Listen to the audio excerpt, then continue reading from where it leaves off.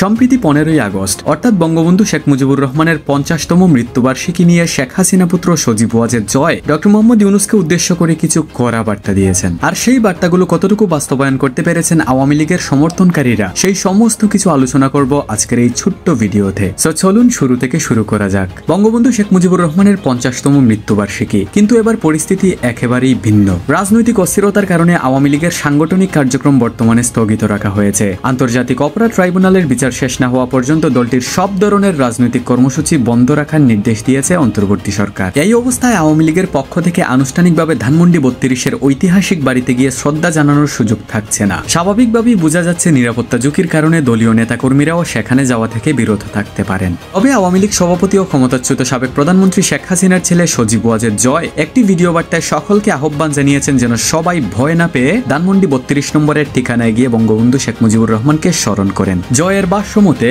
অবৈধ ইউনূস সরকারের রক্তচক্ষুকে উপেক্ষা করে স্বাধীনতার চেতনাকে বুকে ধারণ করে ধানমন্ডি 32 নম্বরের মাটিতে গিয়ে বঙ্গবন্ধুর প্রতি শ্রদ্ধা জানান। সেই ঠিকানার মাটি, ইতিহাস এবং চেতনা কোনোদিন মুছে ফেলা যাবে না। শেখ হাসিনা পুত্রের মতে 32 নম্বর শুধু একটি বাড়ি নয়, এটি স্বাধীনতার ইতিহাসের প্রতীক, যা প্রজন্ম থেকে প্রজন্ম অমলিন থাকবে। তবে এবার দেখার পালা, জয় যে একটা আহ্বান জানিয়েছেন দলীয় নেতাকর্মীদের উপর, সেটা কতটুকু বাস্তবায়ন করতে পেরেছেন আওয়ামী লীগের সমর্থনকারীরা। গতকাল রাত 14ই আগস্ট ধানমন্ডি 32 নম্বরে আওয়ামী লীগ পরিচয় দিয়ে মোমবাতি জ্বালানোর মতো হয়তো একজন আওয়ামী লীগ সমর্থনকারীকেও খুঁজে পাওয়া যায়নি। তাছাড়া আজকে 15ই আগস্ট দিনে একজন রিকশাওয়ালা একটা ফুলের তোড়া কিনে ধানমন্ডি 32 নম্বরে গিয়ে বঙ্গবন্ধু শেখ মুজিবুর রহমানকে স্মরণ করে শ্রদ্ধা জানাতে চেয়েছিলেন, সেটা পর্যন্ত করতে দেওয়া হয়নি। সেই হিসাবে বলতে গেলে জয় যে একটা বার্তা দিয়েছিলেন সেটা পুরোপুরি ফ্ল। সো ডিয়ার অডিয়েন্স, 15ই আগস্টকে কি আপনি এখনো জাতীয় শোক দিবস হিসাবে মানেন, নাকি শেখ মুজিবুর রহমানের প্রতি আপনার কোনো ভালোবাসা নাই? আপনার মতামত অবশ্যই কমেন্টে জানাবেন। And please guys, subscribe to our channel.